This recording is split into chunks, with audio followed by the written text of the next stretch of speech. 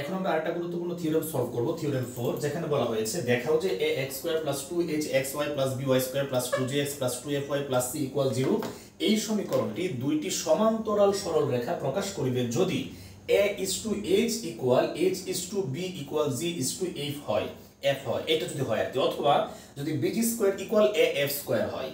মানে এই শর্ত অথবা এই শর্তটা যদি মানে, এই দুইটার যে কোনো একটা মানলে আমরা বলতে পারবো এই সাধারণ দ্বিঘাত সমীকরণটি দুইটি সমান্তরাল সরল রেখা প্রকাশ করে, সমান্তরাল। আচ্ছা, আরো দেখাও যে ওই সরল রেখাদ্বয়ের মধ্যবর্তী দূরত্ব 2 √g² - ac / a * a + b এটা, অথবা 2 √f² - bc / b a + b। তো এই হচ্ছে ব্যাপার। তো আরেকটা অংশ আছে, এবং রেখাদ্বয় যদি রেখাদ্বয় সমপতিত হবে, মানে একটার উপর আরেকটা পতিত হয়ে যাবে, এটাকে বলা হয় সমপতিত হওয়া। তো রেখাদ্বয় সমপতিত হইবে যদি af² = bg² = ch² হয়। তার মানে এই একটা থিওরেমে কিন্তু তিনটা পার্ট আছে। তো এই তিনটা পার্ট এখন আমরা আস্তে আস্তে সলভ করব। আপনারা একদম থিওরিটি শুরু থেকে শেষ পর্যন্ত যদি মনোযোগ দিয়ে দেখেন এবং যে জায়গাটা বুঝতে পারবেন না সেই জায়গাটা একাধিকবার দেখেন, তাহলে কিন্তু খুব ভালো বুঝতে পারবেন বলে আমি আশা করছি। তাহলে প্রথমে আমি এখানে প্রমাণ লিখেছি। মনে করি যে সাধারণ দ্বিঘাত সমীকরণটা দেওয়া ছিল, এইটা দ্বারা প্রকাশিত সমান্তরাল সরল রেখাদ্বয় যথাক্রমে, যেহেতু বলা হয়েছে দুইটি সমান্তরাল সরল রেখা প্রকাশ করে, তাহলে দুইটা সরল রেখা প্রকাশ করে। এখন সরল রেখা সমীকরণ কি আমরা জানি, ax + by + c = 0। এটা হলো সরল রেখার সমীকরণ। তাহলে আমি এরকম দুইটা ইকুয়েশন লিখতে পারি, যেহেতু বলা হয়েছে এই সাধারণ দ্বিঘাত সমীকরণ দুইটা সরল রেখা প্রকাশ করে। তাহলে আমি দুইটা, মানে এইটার ফর্মে আমি দুইটা সরল রেখা লিখেছি। কিভাবে? বইয়ে যেভাবে দেওয়া আছে সেইভাবে, lx + my + n, এটা কি একটা, এবং আরেকটা হচ্ছে lx + my + n প্রাইম। মানে এই যে এখানে যে ধ্রুবক অংশটুকু আছে c, এর পরিবর্তে তো এখানে n লিখেছি, আর এখানে দিলাম n প্রাইম। এই হচ্ছে আর কি ব্যাপার। তো এই দুইটা সমান্তরাল সরল রেখা আমরা ধরে নিয়েছি, এই দুটো হচ্ছে সরল রেখার ইকুয়েশন। তাহলে এইটুকু আমরা ধরলাম। এখন আমরা কি বলতে পারি, যেহেতু এই ইকুয়েশনটা সাধারণ দ্বিঘাত সমীকরণটা এই দুইটা সরল রেখা প্রকাশ করে, তাহলে আমরা বলতে পারি এই সাধারণ দ্বিঘাত সমীকরণ যেটা আছে সেটা আমরা লিখব, সেটা ইকুয়াল হচ্ছে একটা সরল রেখা, এরকম আমরা সেম আরেকটা সরল রেখা, মানে এই দুইটা সরল রেখার সমীকরণ যদি গুণ করে দেই তাহলে সেইটা ইকুয়াল হবে যে সমীকরণটা দেওয়া আছে সাধারণ দ্বিঘাত সমীকরণ, কারণ সে তো দুইটা সরল রেখা প্রকাশ করতেছে। তাহলে তার সমান হবে বাকি একটা আলাদা আলাদাভাবে দুইটা সরল রেখার ইকুয়েশনের গুণফল। তাহলে আমি সেই কথা একটু লিখছি এবং এটা একটু মুছে নিচ্ছি। তাহলে যেই কথা সেই কাজ, আমি এই অংশটুকু লিখলাম যে ইকুয়েশনটা সাধারণ দ্বিঘাত সমীকরণ আছে, এটা ইকুয়াল হচ্ছে বাকি যে দুইটা সরল রেখা আমি পৃথক পৃথকভাবে লিখেছি তাদের গুণফল। এখন আমি যে কাজটা করব, এই দুইটা আমি গুণ করে দেব, বাম পাশে তো এটা থাকবেই। তাহলে গুণফলটা আমি এখানে লিখছি। তাহলে lx দিয়ে আমি এই প্রত্যেকটা পদকে গুণ করব, তারপর my দিয়ে সবটাকে গুণ করব, তারপর n দিয়ে এই সবটাকে গুণ করব। এইভাবে আমি সবটাকে একটু গুণ করে দিচ্ছি, যেহেতু এটা n প্রাইম, তার মানে এটা n প্রাইম না, এটা হচ্ছে শুধুমাত্র n। তাহলে পুরোটা গুণ করে তারপর আমি আপনাদেরকে দেখিয়ে দিচ্ছি। আমি পুরোটা গুণ করে দিয়েছি। এখন এইখানে কিছু কাজ করব, যেমন এই যে প্রথমে আমরা সবচেয়ে বেশি যে চলকের ঘাতটা আছে l² x² সেটিকে আমরা সবার আগে লিখছি। মানে আমরা এটাকে যে এই ইকুয়েশনের ফর্মে কনভার্ট করে নেব। এটা যেভাবে আছে, এখানে আছে কি ax² + 2hxy + by² + 2gx + 2fy + c, এই আকারে আছে। আমরা এটাকে এইভাবে কনভার্ট করার ট্রাই করব। তাহলে l² x², তারপর আমরা দেখব যে lx my, এই lx my এবং lx my দুইটা আছে, তাহলে আমরা এখানে লিখতে পারি 2lmxy। তারপর আমরা দেখব আরেকটা চলক, মানে by² এর মতো আমরা মেলানোর চেষ্টা করব, সেটা হচ্ছে কত, এই যে m² y²। তাহলে m² y², এটা তো ইতিমধ্যে লিখে ফেলেছি, আমি যেগুলো লিখেছি সেগুলো আমি লাল দাগ দিয়ে দিচ্ছি আর কি। তারপর কি আছে 2gx, তাহলে x যুক্ত পদগুলোকে আমরা নিব। দেখেন x যুক্ত পদ হচ্ছে এইটা এবং এইটা, তো এই দুই জায়গা থেকে কি কমন যায়, দুই জায়গা থেকে কিন্তু l এবং x টা কমন যায়।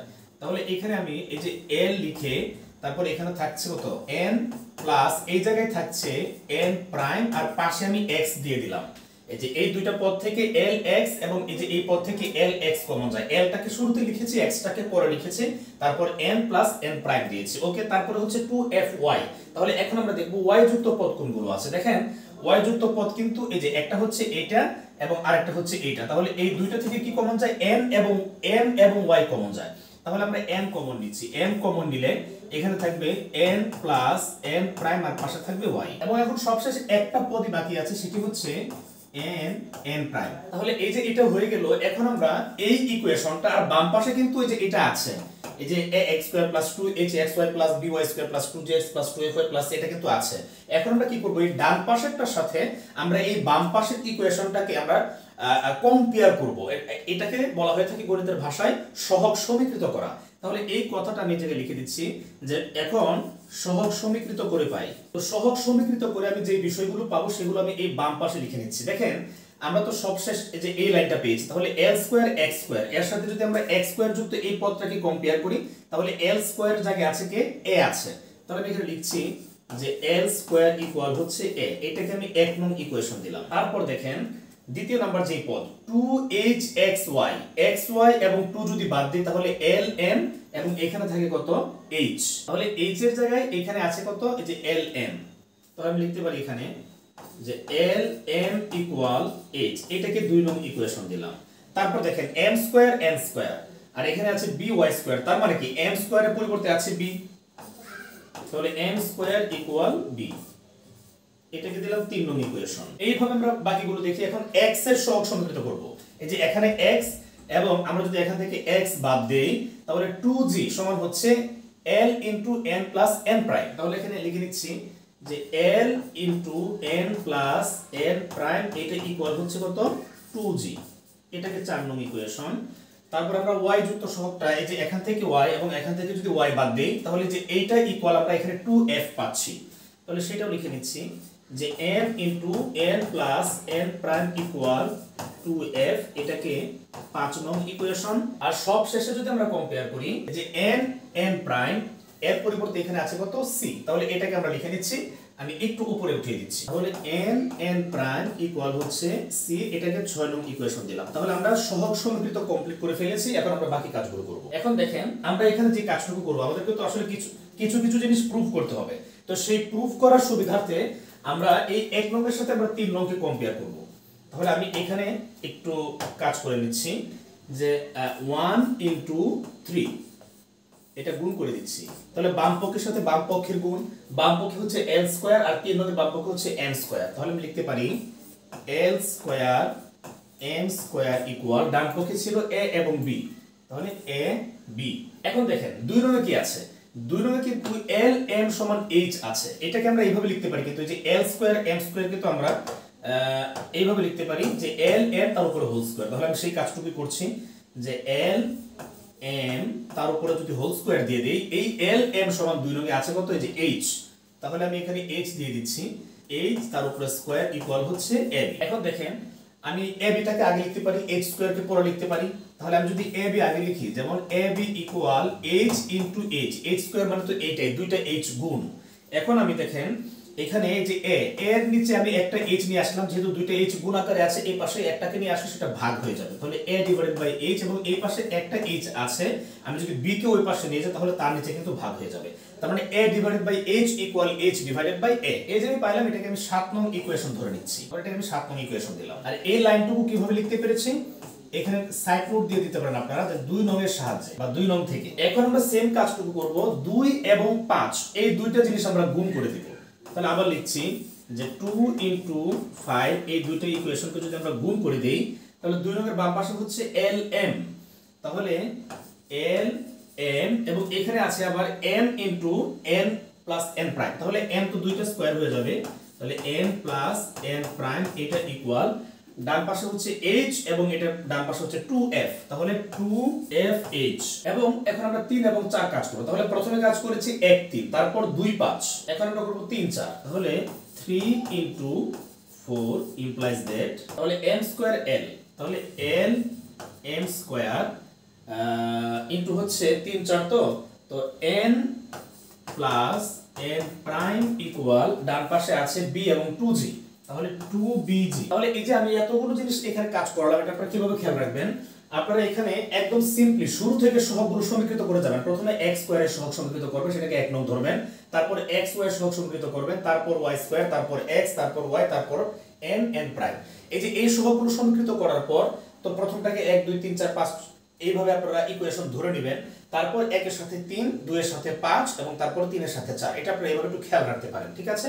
এটা হচ্ছে আমাদের প্রমাণের সুবিধার জন্য। এইভাবে কাজটুকু করলে আমাদের প্রমাণটা খুব দ্রুত সামনের দিকে অগ্রসর হবে। এখন একটা জিনিস খেয়াল করেন, এই যে আমরা এখানে দুটো ইকুয়েশন পেয়েছি, ln² n * n প্রাইম, মানে n + n প্রাইম, এইটা এবং এইটা, মানে যে এই দুইটারই বাম পক্ষ কিন্তু সেম হয়ে গিয়েছে। যেহেতু এই দুইটারই বাম পক্ষ সেম হয়ে গিয়েছে, তার মানে কিন্তু আমরা লিখতে পারি যে 2bg = হচ্ছে 2fh। খুবই সিম্পলি আমরা এই কাজটুকু করতে পারি। তাহলে আমি এখানে লিখতে পারি যে সুতরাং 2fh = হচ্ছে 2bg। তো আমি যদি উভয় পাশ থেকে 2 কে বাদ দিয়ে দেই তাহলে তো 2 চলে যাবে, থাকবে না। তার মানে কি fh = হচ্ছে bg। তো এর আগে আমি একটা জিনিস প্রুফ করেছিলাম h/b। এখন আমি এই জায়গাতেও এই সেম কাজটুকু করার চেষ্টা করব। তাহলে এখানে আমি একটু কাজ করে নিচ্ছি।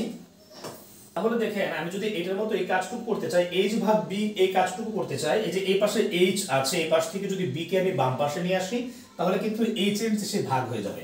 তাহলে h/b = কি হয়ে যাবে, এই পাশে g আছে, f গুণাকার আছে, ওই পাশে গেলে g/f।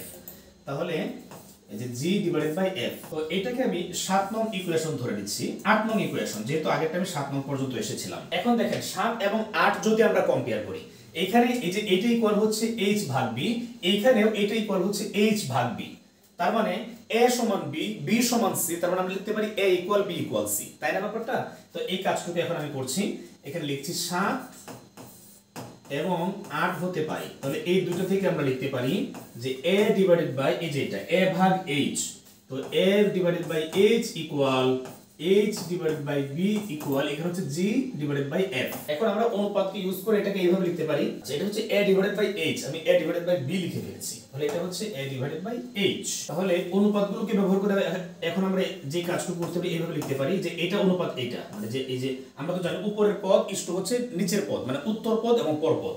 তাহলে a/h equal h/b equal g/f।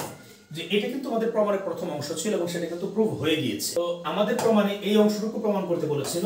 আরেকটা জিনিস কিন্তু তারা অথবা দিয়ে দিয়েছিল যে এই যে a/h equal h/b equal g/f হয়, অথবা bg² equal af² হয়। তার মানে প্রথম অংশে আমরা এই অংশটুকু প্রমাণ করেছি, এখন আরেকটা অংশ বাকি আছে। আমি শুরুতেই বলেছি এই থিওরির 3টা পার্ট আছে, 3টা পার্টের মধ্যে আমরা প্রথম পার্টে আছি। প্রথম পার্টের যে প্রথম অংশটুকু সেটা আমরা প্রুফ করেছি।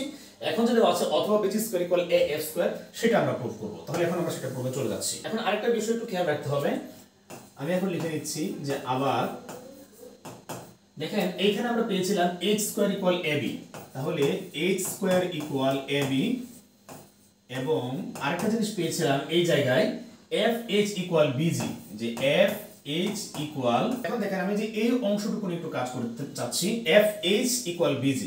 তাহলে fh equal bg আমি উভয় পাশে স্কয়ার করে দিচ্ছি, তাহলে কি হবে f² h² equal হবে b² এবং g², উভয় পাশকে আমি বর্গ করে দিলাম।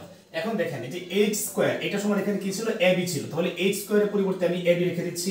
যদি ab রাখি তাহলে কি হবে, ab এবং f² তো আছে, যে f² ইকুয়াল এটা হচ্ছে b² g²। এখন যদি আমরা উভয় পাশ থেকে এখান থেকে একটা b এবং এখান থেকে একটা b কেটে দিই, তাহলে এই পাশে থাকবে কি af² থাকবে আর এই পাশে থাকবে b g²। তার মানে আরেকটা প্রমাণ কিন্তু আমাদের হয়ে গিয়েছে, মানে প্রথম অংশের যে দুইটা পার্ট সেটা কিন্তু আমরা প্রুফ করে ফেলেছি।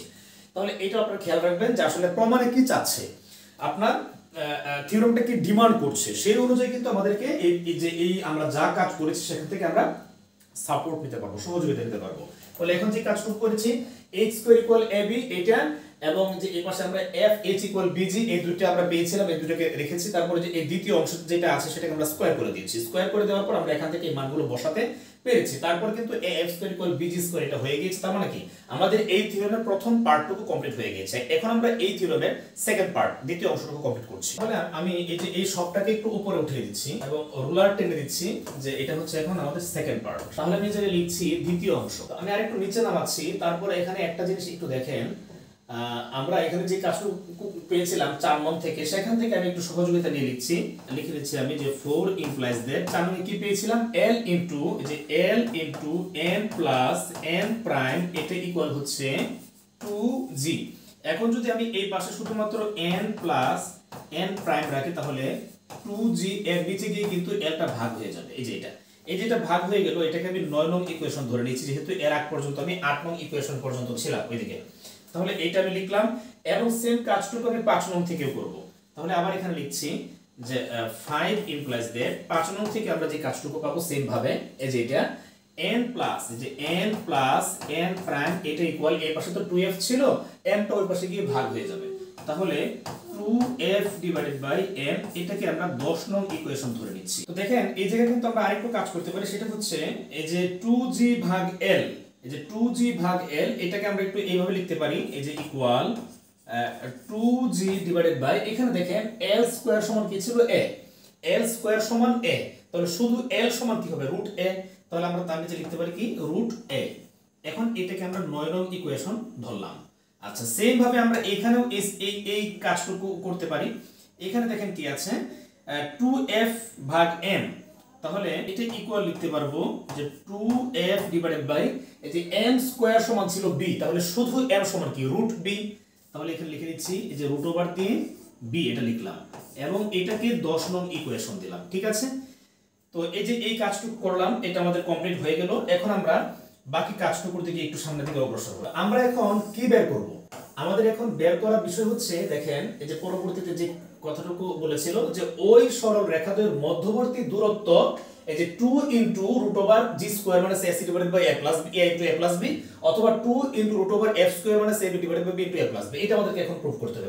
মানে আমরা সেকেন্ড পার্টে আছি। তো ওই সরল রেখাদ্বয়ের মধ্যবর্তী দূরত্বটা এটা হবে, এটা বের করতে বলা হয়েছে। তো এখন আমরা যে কাজটা করব, সরল রেখা দ্বয় বলা হয়েছে, তাহলে সরল রেখা দ্বয় মানে কোন দুইটা সরল রেখা সেটা তো আমরা শুরুতে ধরে নিয়েছিলাম, এখন আমরা সেটা ধরে একটু কাজ করছি। আমি এই পাশে একটু রাফ করে নিচ্ছি। যেমন ধরেন আমরা তো দুইটা সরল রেখা এখানে ধরে নিয়েছিলাম, সেটা হচ্ছে lx plus my plus n equal 0, এটা ছিল একটা, এবং lx প্লাস my প্লাস হচ্ছে n প্রাইম এটা ছিল আরেকটা।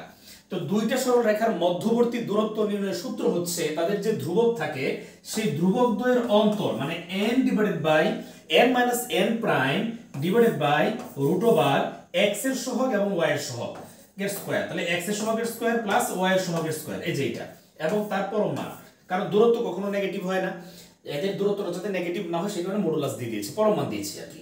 তাহলে কি বলেছি আবার বলছি, যদি দুইটি সরল রেখা দেওয়া থাকে তাহলে তাদের মধ্যবর্তী দূরত্ব নির্ণয়ের সূত্র হচ্ছে তাদের যে ধ্রুবক, যেমন এই যে এই পার্টটা হচ্ছে এই যে এই দুইটা সরল রেখার ধ্রুবক অংশ আর কি, ax এই যে ax plus by plus c equal 0, তাহলে এখানে c কি c হচ্ছে ধ্রুবক পার্ট, কনস্ট্যান্ট পার্ট, তাহলে এখানে যে এই n এবং n প্রাইম হচ্ছে ধ্রুব অংশ, তাহলে এই ধ্রুব অংশের বিয়োগফল অন্তর ডিভাইডেড বাই x এর রুট ওভার x এর সহগের স্কয়ার প্লাস y এর সহগের স্কয়ার। তো এখানে x এর সহগ হচ্ছে l এবং y এর সহগ হচ্ছে m, এই তো হয়ে গেল এইটা। তাহলে এই সূত্রটা এখন আমি এই জায়গায় লিখছি, সুতরাং সরল রেখাদের মধ্যবর্তী দূরত্ব, তাহলে মধ্যবর্তী দূরত্ব নির্ণয়ের সূত্রটা আমি যে এখানে নিচে লিখছি n minus n prime divided by root over x এর সহগ মানে l স্কয়ার প্লাস হচ্ছে y এর সহগ m স্কয়ার এইটা। তো এটা সমান কি লিখতে পারি দেখেন n মাইনাস n প্রাইম, এই এতটুকু অংশকে আমরা কিন্তু একটু ভিন্নভাবে লিখতে পারি আমাদের আসলে মানটা বের করার সুবিধার জন্য। কিভাবে দেখেন, আমরা জানি যে a minus b whole square equal হচ্ছে a plus b whole square মাইনাসের 4ab, আমরা এরকম একটা অনুসিদ্ধান্ত জানি। তাহলে a মাইনাস b এটা এতটুকু সমান কি হবে, এতটুকু সমান হবে root over a plus b এটার হোল স্কয়ার মাইনাসের 4ab। আচ্ছা তাই না, তো a মাইনাস b সমান হচ্ছে এটা। আমি আশা করছি ব্যাপারটা আপনারা বুঝতে পেরেছেন। আমরা এখানে একটা অনুসিদ্ধান্ত প্রয়োগ করছি যে a minus b whole square সমান যদি এটা হয় তাহলে a শুধু a মাইনাস b সমান কি স্কয়ারের পরিবর্তে ওই পাশে যে রুট হবে root over a plus b whole square মাইনাসের 4ab, এই অনুসিদ্ধান্ত ক্লাস 8 9 এর অনুসিদ্ধান্ত। এখানে আমরা সেম কাজটুকু করব যে a মাইনাস n প্রাইম এটাকে আমরা a মাইনাস b মনে করছি, তাহলে a মাইনাস b সমান হচ্ছে রুট ওভার এই যে a plus b whole square মাইনাসের 4a এই যে b, ঠিক আছে এইটা divided by root over l square plus m square. তাহলে রুট ওভার দেখেন l স্কয়ার সমান কিন্তু আমরা একটা মান পেয়েছিলাম যে সহগ সমীকৃত করে a পেয়েছিলাম, l স্কয়ারের পরিবর্তে a প্লাস m স্কয়ারের পরিবর্তে পেয়েছিলাম b।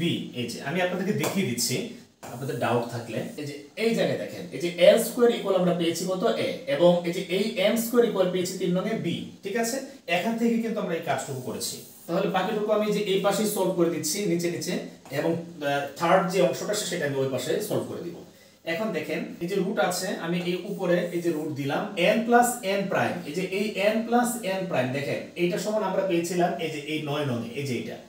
আবার এখানেও দেখেন n প্লাস n প্রাইম এটা সমান কিন্তু আমরা আরেকটা মান পেয়েছিলাম 10 নং, এই যে আমি দুইটাকে লাল দাগ দিয়ে একটু গুণ করে দিলাম। আমাদের কিন্তু এই দুইটা লাগবে। দুইটা কেন লাগবে? কারণ কিন্তু আমাদের প্রমাণে একটা বলা হয়েছে যে সরলরেখাদের মধ্যবর্তী দূরত্ব 2 * √g² - ac / a * a + b, অথবা 2 * √f² - bc / b * a + b। এই দুইটা কিন্তু আসলে, তো এইজন্য আমরা এই দুইটাই কিন্তু এখানে কাজ করব। দেখেন আমি প্রথমটার জন্য লিখছি এই যে n plus n prime, n plus n prime সমান কি ছিল? 2g / √a। তাহলে এই যে 2g / √a এটা ছিল। আবার n প্লাস n প্রাইমের উপর কি আছে দেখেন, এখানে খেয়াল করেন স্কয়ার আছে, তাই না? তাহলে কিন্তু এই সবটার উপরে কি হবে? সবটার উপরে স্কয়ার হবে। এখন দেখেন এই যে এই স্কয়ারটা আছে এবং এই রুট আছে, এটা তো চলে যাবে।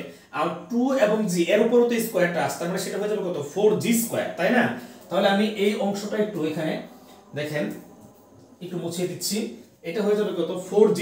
এই যে 4g² হয়ে যাবে a। আমি একটু বুঝিয়ে দিচ্ছি। এই যে n plus n prime, n plus n prime সমান হচ্ছে 2g /√a। n plus n প্রাইমের উপরে স্কয়ার আছে, এই যে এই স্কয়ার, মাইনাসের হচ্ছে 4n n প্রাইম সবটার উপরে ছিল রুট। এখন দেখেন এই স্কয়ার এবং এই রুট চলে যাবে। ওকে, তাহলে কি থাকবে? রুট ওভার এই স্কয়ারটা তো আবার এই 2 0 উপরে আছে, তারপরে হবে কত? 4g² হবে a এর 4 n * n প্রাইম। এটারও কিন্তু একটা মান আমরা পেয়েছিলাম n n প্রাইম, যখন আমরা সহগ সমীকৃত করেছিলাম n n প্রাইমের পরিবর্তে আমরা পেয়েছিলাম c। তাহলে এই যে n n প্রাইমের পরিবর্তে এখানে আমরা লিখে দিতে পারি c। তার মানে এই যে এই উপরের পার্টটুকু যে আছে, এই উপরের পার্টটুকুর পরিবর্তে আমরা এই যে এটা লিখলাম, মাইনাসের হচ্ছে এই যে 4n n প্রাইমের পরিবর্তে হচ্ছে c /√, নিচে কি ছিল? নিচে ছিল a + b, যে a + b। এটাকে আমি আরেকটু স্পেসিফিক করার জন্য, একেবারে সুনির্দিষ্ট করার জন্য আমি এটাকে একটু নিচে নামিয়ে দিচ্ছি। এই যে এটা হচ্ছে একটা, ঠিক আছে? ইকুয়ালটাকে ঠিক মাঝ বরাবর দিয়ে দিচ্ছি ভগ্নাংশে, সুন্দর লাগবে। তাহলে এটা আমরা পেয়েছি 9 নং এর সাহায্যে। আরেকবার লিখছি বা, কারণ কি বললাম যে আমাদের দুইটা অংশ প্রমাণ করতে হবে। এখন দেখেন n প্লাস n প্রাইম, এই যে এটা লিখলাম 9 নং থেকে, এখন লিখবো আমরা 10 নং থেকে। তো n plus n prime equal এখানে আমরা পেয়েছি 2f। তাহলে এটা কিন্তু এরকম হয়ে যাবে, 2f টা হয়ে যাবে কত? অনুরূপ ভাবে আর কি, এই যে 4f² / b, এইটা রুট ওভার মাইনাস হচ্ছে 4, এই যে n n প্রাইমের পরিবর্তে হচ্ছে c, আর এই সবটার নিচে ভাগ হচ্ছে এই যে রুট ওভার a + b আছে, রুট ওভার a + b। এটাকে আমি একটু সুনির্দিষ্ট করে দিচ্ছি, একটু সুন্দর করে এটাকে একটু উপরে উঠিয়ে দিচ্ছি, ওটা ইকুয়াল করে দিলাম। তাহলে আমরা দুইটা জিনিস পাইলাম, এটা আমরা পেয়েছি 9 নং এর সাহায্যে এবং এটা আমরা পেয়েছি 10 নং এর সাহায্যে। আমি এখানে সাইড রুট দিয়ে দিচ্ছি 9 10 এর সাহায্যে। একটু ধৈর্য ধরে দেখেন, অবশ্যই বুঝতে পারবেন কিন্তু ব্যাপারটা। এখন দেখেন ইকুয়াল, এখানে আরো কিছু কাজ করে নিচ্ছি আমি। তো এই জায়গাটাতে এই যে উপরের অংশটুকুতে যদি আমি a লসাগু নিই, তাহলে কি হবে? এই যে 4g² - এর 4ac, কি করেছি? লসাগু নিয়েছি।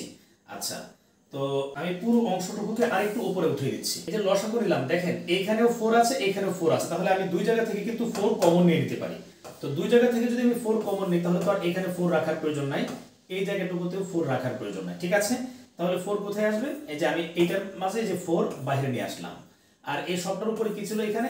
এই যে কিন্তু এটা রুট ছিল, ঠিক আছে? আর নিচে হচ্ছে রুট ওভার যে a + b। আমি আগে একটা শেষ করি। ইকুয়াল, দেখেন এই 4 কে যদি রুটের বাইরে নিয়ে আসি, 4 কে রুট করলে কি হবে? 2 হয়ে যাবে। এই যে আমি 2 দিয়ে দিলাম। আর ভিতর হচ্ছে g² - এর ac / a কি আছে আবার? এই যে রুট ওভার a + b, এটা। আর এটার উপর তো রুট আছে। এই যে আমি দুইটা রুট দিলাম, তো দুইটা রুট আমি না দিয়ে আমি কিন্তু একটা রুট একসাথে দিতে পারি, তাহলে ব্যাপারটা দেখতে একটু ইজি লাগবে, সুন্দর লাগবে। আমি এই সবটাকে মিলে একটা রুট দিলাম। এখন দেখেন আমাদের প্রমাণের সুবিধার জন্য, প্রমাণে কিন্তু আমাদের এরকম আছে, আমাদেরকে দেখাতে বলা হয়েছে 2 * √g² - ac / a + b, এরকম কিন্তু আমাদেরকে প্রমাণ করতে বলা হয়েছে। আমরা এই যে এই ফরম্যাটে নিয়ে যেতে চাই। এখানে দেখেন g² - ac এর নিচে কিন্তু কোনো a নাই, কিন্তু এখানে g² - ac এর নিচে a আছে, আবার নিচে a + b এর সাথে একটা a গুণাকারে আছে, কিন্তু এখানে কিন্তু a নাই। তাহলে আমরা কি করতে পারি? ভগ্নাংশের উপরে নিচে আমরা একই জিনিস দ্বারা কিন্তু গুণ করতে পারি, তাই না?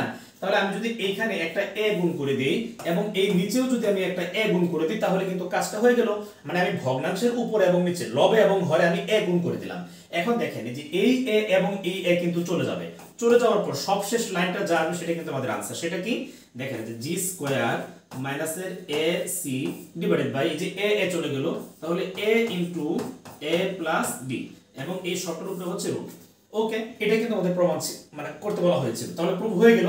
এখন আমরা এইটা সেম ভাবে কিন্তু আমরা এটা এখন কাজ করে নিচ্ছি। তাহলে আমি এখানে লিখে নিচ্ছি যে বা এখানে যদি আমি উপরে লসাগু নিই, একটু উপরে লসাগুটা যাবে কত b, তাহলে আমি যদি b লসাগু নিই তাহলে এটা হয়ে যাচ্ছে 4f স্কয়ার মাইনাসের 4bc আর নিচে তো আছে কত ab, এই যে a প্লাস b আমি সবটাকে নিয়ে রুটটা দিয়ে দিলাম। ঠিক আছে, উপরে দেখেন যে 4f স্কয়ার মাইনাস 4bc এই দুই জায়গা থেকে কিন্তু আমরা 4 কে কমন নিতে পারি। তাহলে দুই জায়গা থেকে যদি 4 কে কমন নিয়ে বাইরে নিয়ে আসি তাহলে কিন্তু এটা এরকম হয়ে যাবে, এই যে 4টা কমন নিয়ে যে এই জায়গায় রেখে দিলাম। ওকে, এখন যদি আমরা 4 কে রুট মুক্ত করে ফেলি, রুটের বাইরে নিয়ে আসি, তাহলে কিন্তু এটা হয়ে যাবে 2। ওকে, 2 হয়ে গেল। তাহলে থাকছে কত, যে f স্কয়ার মাইনাসের bc ডিভাইডেড বাই b আর নিচে হচ্ছে a প্লাস b, এই সবটার উপর হচ্ছে রুট আকারে এটা। এখন যদি আমরা উপরে এবং নিচে ভগ্নাংশের উপরে এবং নিচে b দিয়ে গুণ করে দিই তাহলে তো b b চলে যাবে, কারণ কি আমাদের এই প্রুফটা ছিল এরকম 2√f স্কয়ার মাইনাসের bc divided by b into a plus b। এখন f স্কয়ার মাইনাস bc নিচে তো b নাই, কিন্তু এখানে তো b আছে, তার মানে b উঠিয়ে দিতে হবে। আবার নিচে a প্লাস b এর সাথে b গুণাকার আছে, কিন্তু এখানে b গুণাকার b নাই, তাহলে আমার কি b নিয়ে আসতে হবে। এখন সবশেষ যে লাইনটা এটা হচ্ছে প্রমাণ। তাহলে 2f square minus bc divided by a plus b এর সাথে ইনটু আকারে হচ্ছে b আর এই শর্তের উপরে হচ্ছে স্কয়ার এর রুট। এই যে আমরা অংশটুকু পাইলাম এটা কিন্তু আমাদের দ্বিতীয় অংশের প্রমাণ। আমি আশা করছি এই অংশটুকু আপনারা বুঝতে পেরেছেন এবং এটা না বুঝতে পারার মতো তেমন জটিল কিছু না, একটু জটিল, জাস্ট একটু ক্যালকুলেশন করতে হয়, একটু মাথা খাটাইতে হয়, এই আর কি। তো যেহেতু আপনার সিলেবাসে আছে, আপনার বইয়ে আছে, এতটুকু পরিশ্রম তো আপনাকে করতে হবে। এবং এই জাতীয় ইকুয়েশন করার মাঝে কিন্তু একটা মজা আছে, যদি আপনি সেটাকে ফিল করতে পারেন, নিজেকে যদি আপনি সেটা অনুভব করাতে পারেন যে আপনি ইকুয়েশন সলভ করছেন, মজা লাগছে, এটাও কিন্তু ওয়ান কাইন্ড অফ গেম, মানে এক ধরনের একটা খেলা, ইকুয়েশন নিয়ে খেলা করা। এখন আমরা থার্ড অংশটুকু প্রমাণ করব। তো থার্ড অংশটুকু আমি যে এই পাশে প্রমাণ করে দেখিয়ে দিচ্ছি। এখানে আমি এই যে দ্বিতীয় অংশ প্রমাণ করেছিলাম, এখন যে এটার এই পাশটাতে আমি থার্ড অংশটা প্রুফ করছি। এখানে আমি যত রাফ করেছিলাম সবগুলো রাফ আমি একটু মুছিয়ে দিচ্ছি, মানে এটাকে একটু এই ডান পাশে সরিয়ে নিচ্ছি, একটু স্বাচ্ছন্দ্যে লিখতে পারবো। দেখেন আমরা যখন এই বইটার চ্যাপ্টার 1 পড়েছিলাম, সেই চ্যাপ্টার 1 এ কিন্তু কিছু জিনিস ছিল, সেই জিনিসগুলো কি কি ছিল, যে একটা রেখা আরেকটা রেখার উপর সমপতিত হইবে, এটা কিছু শর্ত ছিল। শর্তটা হচ্ছে x square minus ab equal 0, এটা হচ্ছে একটা শর্ত, মানে একটা সরল রেখা আর একটা সরল রেখার উপর যদি সমপতিত হয় তাহলে এইটা হইতে হয়, এবং রেখাদের মধ্যবর্তী দূরত্ব অবশ্যই শূন্য হইতে হবে। দেখেন এই যে এই একটা রেখা, তার উপর যদি আপনি আরেকটা রেখাকে সমপতিত করতে চান, তার মানে কি দুইটা রেখার মাঝখানে কি কোনো দূরত্ব আছে? নাই তো, কোনো দূরত্ব থাকার কথা না এবং এটা সম্ভব না।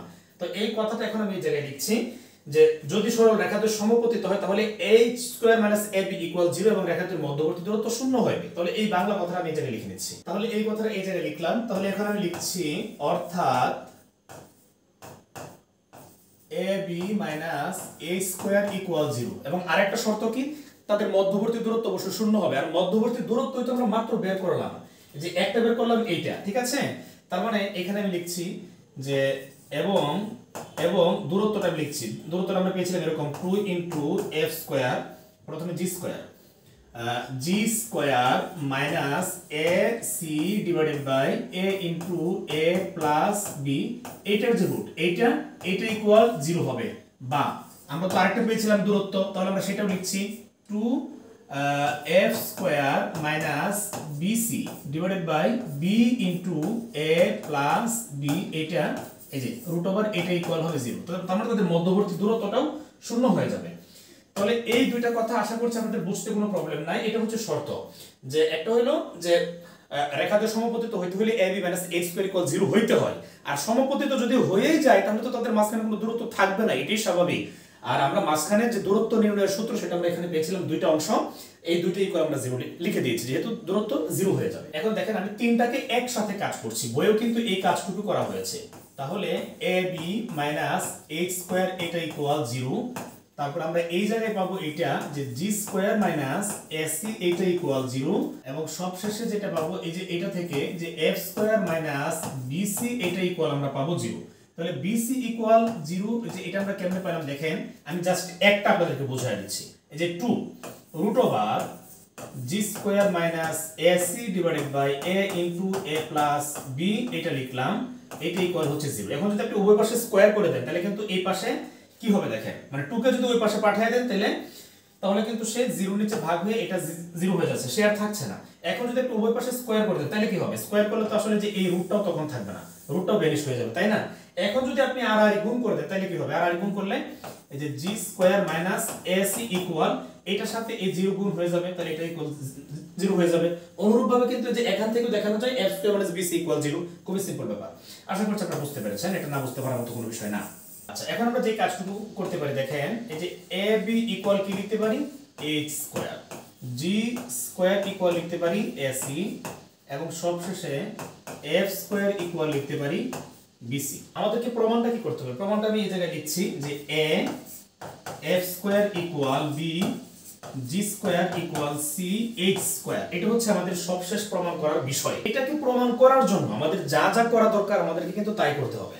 তাহলে এখন আমি এই কাজটুকু একটু করে নিচ্ছি, একটু খেয়াল করবেন আপনারা। এটাকে আমি এটা দিয়ে ভাগ করে দিচ্ছি, এই জায়গায় যে f, মানে এই যে এইটাকে আমি এই যে এটা দিয়ে ভাগ যদি করে দিই তাহলে কি হবে দেখেন, এই যে f স্কয়ার ভাগ হয়ে যাবে কত, g স্কয়ার ইকুয়াল bc ভাগ হয়ে যাবে কত, ac। দেখেন c এবং c চলে যাবে, তাহলে থাকবে কত,